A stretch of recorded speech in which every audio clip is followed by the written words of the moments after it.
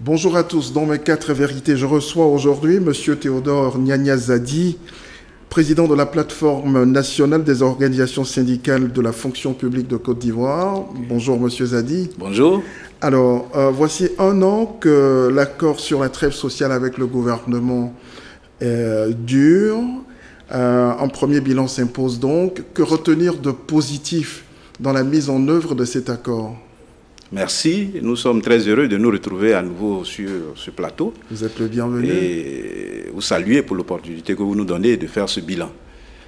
Ce qui a marché, c'est d'abord l'expérience que nous avons eu à faire avec le gouvernement ivoirien, peut-être une première fois en Côte d'Ivoire, qu'il y a eu une crispation, et puis ensuite des débats, et enfin un accord signé et mis en œuvre par le gouvernement.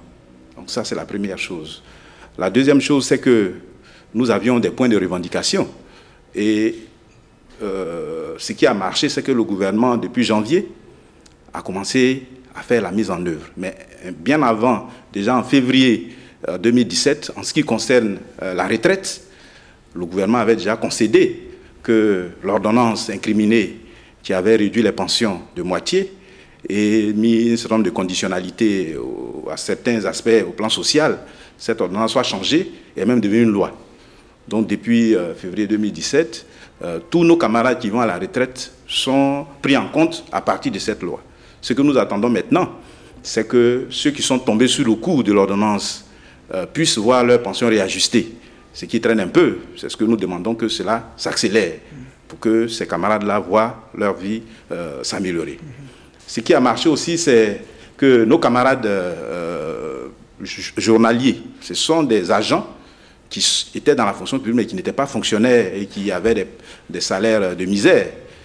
Cette lutte a permis que 1800 journaliers soient intégrés à la fonction publique. Cette année, le gouvernement a concédé à prendre 713 qui sont devenus donc fonctionnaires avec des arrêtés qui viennent de paraître. Ils attendent leur matricule et leur affectation et intégrés dans la fonction publique selon leur diplôme, si bien que nous avons même pu avoir un ancien planton qui avait un doctorat et qui est devenu, grâce à la lutte, n'est-ce pas, administrateur civil, grade A4.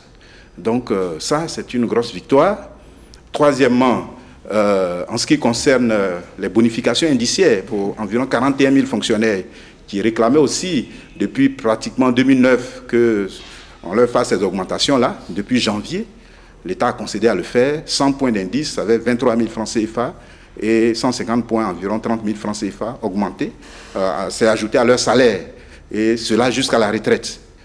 Ce qui a marché également, c'est, n'est-ce pas, les cotisations syndicales qui avaient été bloquées depuis 2014 sont aujourd'hui une réalité. Et les syndicats recommencent à vivre grâce aux cotisations de leurs militants. Donc la solde fait le travail de mobilisation des fonds et les envoie aux syndicats, ce qui est très important pour nous. Ce qui a donc bien marché aussi, enfin, c'est la question du stock des arriérés. 249 milliards, le fameux stock des arriérés qui a cristallisé toutes les passions. Et le gouvernement, après, a réussi, n'est-ce pas, à accepter de payer depuis janvier, effectivement. Il a démarré le paiement. À ce jour, on peut dire que sur les 120 000 fonctionnaires concernés, 89 770 ont été payés, ce qui fait une enveloppe de 28,5 milliards sur les 34,9 prévus cette année.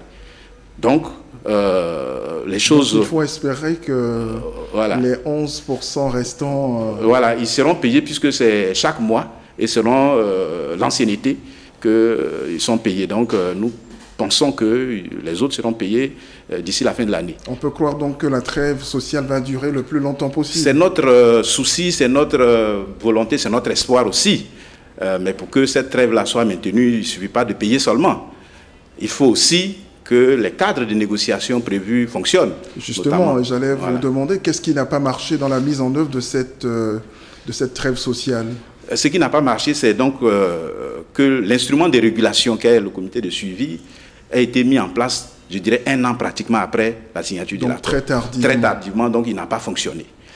La deuxième chose... Et pourquoi ça n'a pas fonctionné, ça n'a pas été mis en place tout de suite? Or, c'est le gouvernement qui devait avoir l'initiative. Ils nous ont expliqué qu'il fallait écrire les textes, il y avait plusieurs implications, et ce qui a justifié cela. Mais nous pensons que pour le gouvernement, certainement payer suffisait et que le cadre de négociation pouvait être mis sous le boisseau.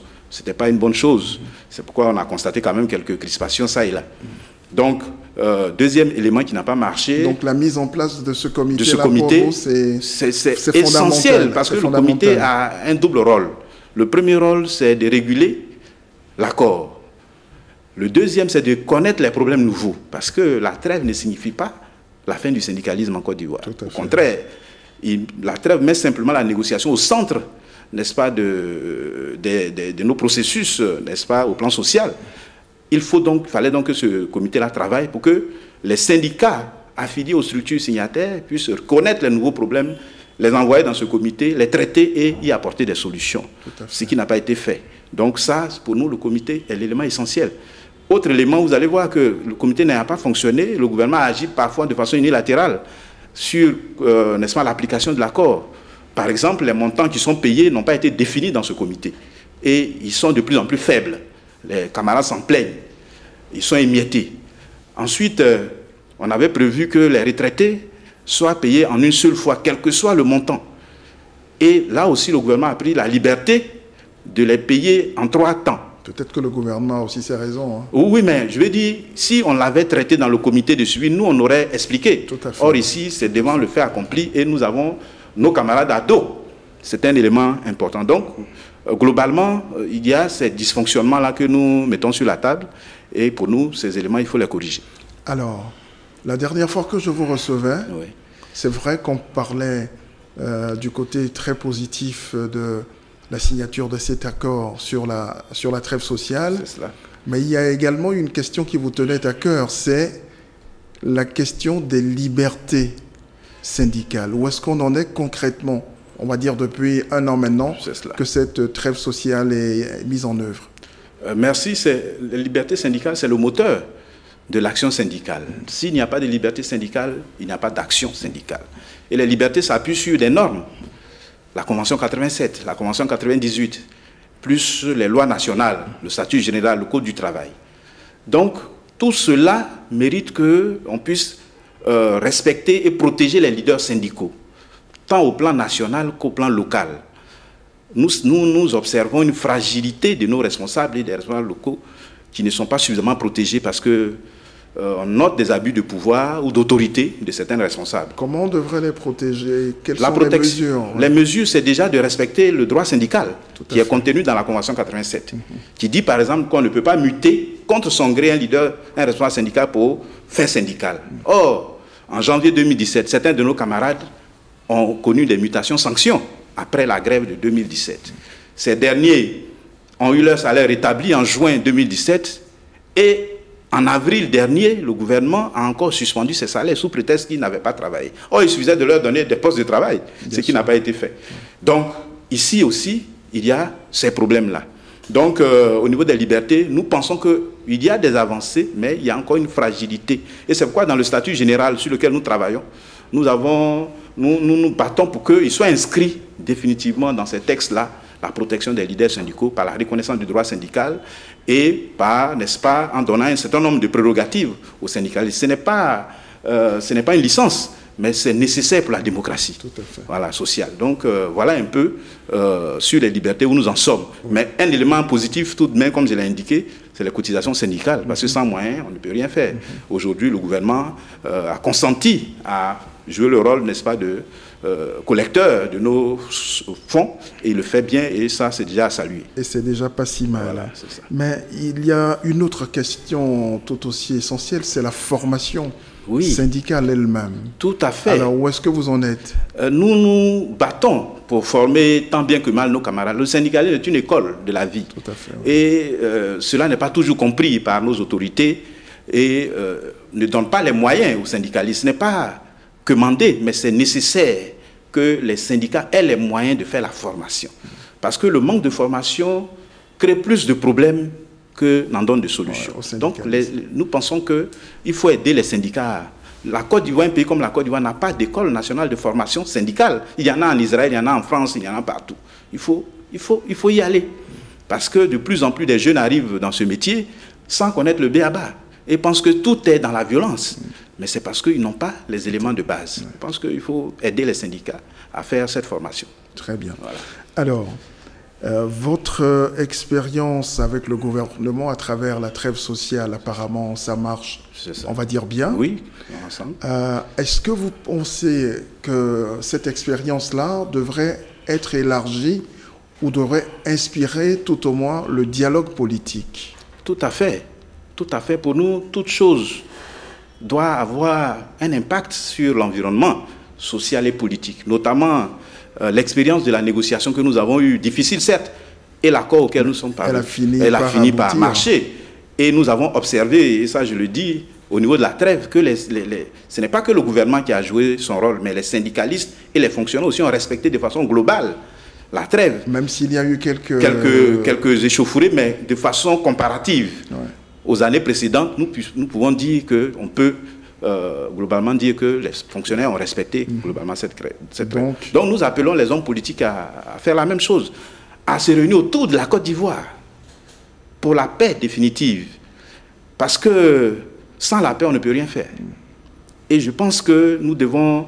la négociation permet aux hommes de se découvrir, de se connaître et de tisser des relations qui permettent, n'est-ce pas, d'aboutir à des choses extraordinaires. C'est pourquoi, pour nous, ce que notre expérience doit inspirer la classe politique. Avec, bien sûr, les actes qui commencent à être posés, il faut aller plus loin en ouvrant le champ politique à un débat national qui permette, n'est-ce pas, d'aller à la paix définitive. Parce que l'engagement de tous aussi... c'est faire de sorte que la Côte d'Ivoire reste en paix. Oui.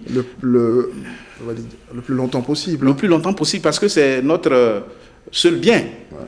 Et personne n'a intérêt à ce que la guerre vienne. Nous en avons fait l'expérience. Aujourd'hui, personne ne peut dire que la Côte d'Ivoire n'a pas connu la guerre. Ouais. Et chacun a vu ce qui s'est passé. Donc, je pense que tout le monde doit aujourd'hui militer à ne plus revenir rêver les démons du passé. Tout à fait. Il faut travailler à consolider la paix. Très bien. C'est très important. Est-ce que, parlant donc de paix, est-ce que vous avez écouté le dernier message à la nation du chef de l'État à la veille du 58e anniversaire de l'accession à l'indépendance de la Côte d'Ivoire? Nous l'avons écouté. Qu'est-ce que vous en avez pensé? Oui, c'est un bon discours. En tout cas, en ce qui concerne le point sur la libération des prisonniers, qu'ils soient politiques ou de la crise post-électorale, ce n'est pas important. Mais de ces prisonniers-là, qui crispait un peu la vie politique. Parce qu'en tout état de cause, tout est par ailleurs égal. Rien ne peut se faire comme sans la paix. Et ce discours du président, pour nous, a jeté une once de sérénité, quand même, d'accalmie et de joie dans certains camps. Et c'est une bonne chose. C'est une bonne chose. Nous saluons ce discours, félicitons le président d'avoir fait cela. Et qu'il faut aller plus loin. Alors, voilà. Comment aller plus loin et pourquoi? Aller plus loin, comme je l'ai dit, c'est déjà de faire en sorte que tous les leaders, les leaders politiques se retrouvent autour de la Côte d'Ivoire.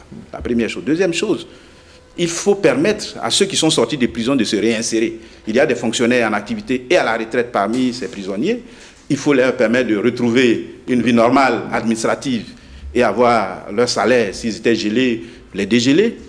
Et puis, aux anonymes, travailleurs ou non, les accompagner avec des accompagnements financiers pour qu'ils se réinsèrent. Il ne s'agit pas de libérer des gens et les laisser dans la nature avec la souffrance des années de prison. Nous pensons que ça, c'est un élément important. Ensuite, il faut aller plus loin en libérant les militaires qui n'ont fait qu'exécuter des ordres des politiques, qui eux sont libérés pendant que les militaires exécutants sont en prison. Donc je pense que pour que la paix soit totale et que cette décision du président ait toute la pleine mesure de ce qui se passe aujourd'hui en Côte d'Ivoire, il faut aller à cela. Très bien. Toute dernière préoccupation. Alors, comment se passe aujourd'hui la mise en œuvre de la grande réforme de l'administration lancée par le gouvernement? Est-ce que les syndicats y sont impliqués? En quoi cette réforme pourrait-elle être bénéfique pour l'administration dans les années qui viennent? Bien, cette question de la réforme de l'administration, chaque fois qu'il y a un nouveau ministre ou un nouveau gouvernement, on parle de réforme de l'administration. Modernisation de l'administration, si bien qu'on se demande bien si ce n'est pas un simple slogan. Mais nous participons par exemple à la réforme du statut général. Mais sur les autres aspects de la réforme générale de l'administration, nous ne sommes pas impliqués, nous ne sommes pas invités, ce qui n'est pas juste d'ailleurs. Donc, pour nous, cela est nécessaire parce que le service public doit s'améliorer en prenant en compte les nouvelles technologies. Tout à fait. Voilà, nouvelles technologies, je pense que c'est ce qui, certainement, est à la base de cette réforme que nous saluons.